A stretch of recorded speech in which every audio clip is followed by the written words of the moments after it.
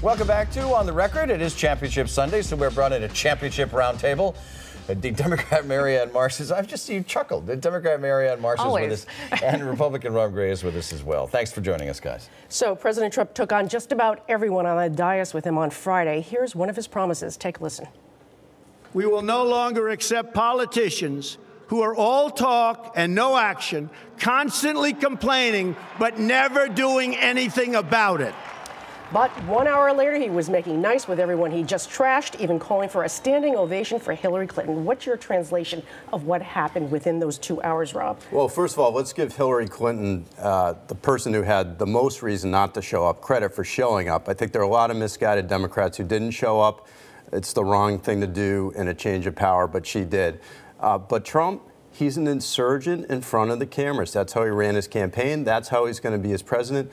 Behind the scenes, he's a deal maker. That was a smaller, more private lunch, and he's reaching out to Democrats. But in public, he's going to continue to be tough and a rebel. But he knows that people are covering the luncheon, that it will be reported that he's making nice with the Republicans that he's been fighting with, the Democrats he's fighting, and then he makes no mention of Hillary Clinton on the dais in front of the rest of America, but has a standing ovation for her at that luncheon like an hour later. Donald Trump's trying to have it both ways, which is all he tries to do. In front of the country, in front of the world, he wanted to play to the 38% that still support him, which has probably sunk 10 points since he gave that speech, given what he did this weekend. But in that room, he didn't think anyone else was going to see it. So he plays to her, plays to the other politicians, saying, look, I can be nice to her after trashing her all day long, but I'll trash you too, the way I trashed her, if you keep this up. So he's trying to have it both ways, and when you straddle that fence, it never ends well. And you don't think he honestly thinks that that 38% is not going to hear what he said about Hillary Clinton, and et cetera? He thinks they don't care, and so far he's gotten away with it. But I'm sure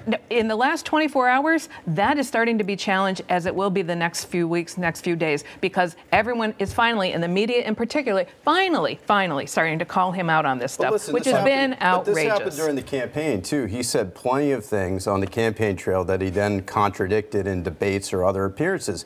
His supporters hear what they want to hear, and his opponents hear what they want to hear. He's an enigma.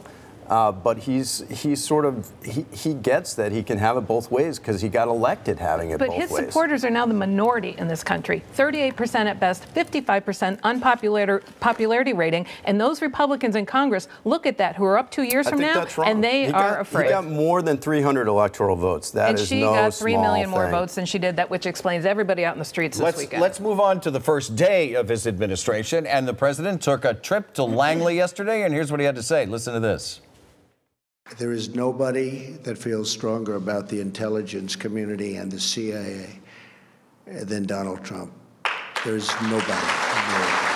Marianne, did he help himself with the intelligence community with the visits and the public statement? Let's be clear what Donald Trump did yesterday. He brought his campaign of disinformation and intimidation to the country and the White House. He stood in front of that wall with those stars represent CIA agents who lost their lives serving our country and delivered a message to the CIA agents, which is, look, guys, stop leaking to the media. They are my enemy. And if you do, I'm coming after you, because all these stories that have been coming out about me in the investigation, I know are coming from you. And then that was bookended by Sean Spicer's Saturday Night Massacre, the epic press briefing he gave, where he then also not lied twice from the podium about crowd sizes and everything else. Forget that Trump did that at the CIA, talked about himself. That was to intimidate the CIA. And then Sean Spicer did the same thing with the media from the press briefing and said, we're going to hold you accountable and we will come after you too. Rob. That's what that was. So listen, Trump and his press secretary were thin-skinned, no question about the crowd size in the media, no question about it.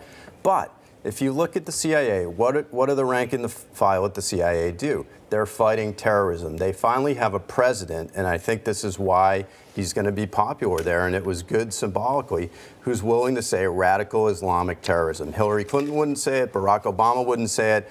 I think the CIA rank and file is simpatico with Trump for that simple reason. But that performance just made Mike Pompeo's nomination even harder to secure. Let's put a local focus on this discussion. Senator Elizabeth Warren minced no words going after Trump appointees, but this exchange with Health and Human Services nominee Tom Price was quite notable.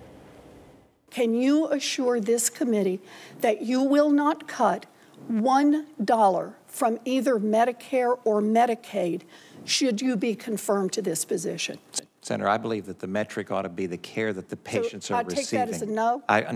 It's that's the wrong metric. Well, we ought to be putting forth the resources. I'm not asking you whether or not you think you have a better metric that you will safeguard. So what's the point, considering Republicans do have the votes, Marianne? Well, again, 2 years from now, the entire Congress is up, and there are 36 Republican members of Congress who are in districts Hillary Clinton won. And if you go after Medicare and Medicaid, a lot of people who use that, including Trump voters and seniors, are going to vote against them. And that's how Democrats can take back the House.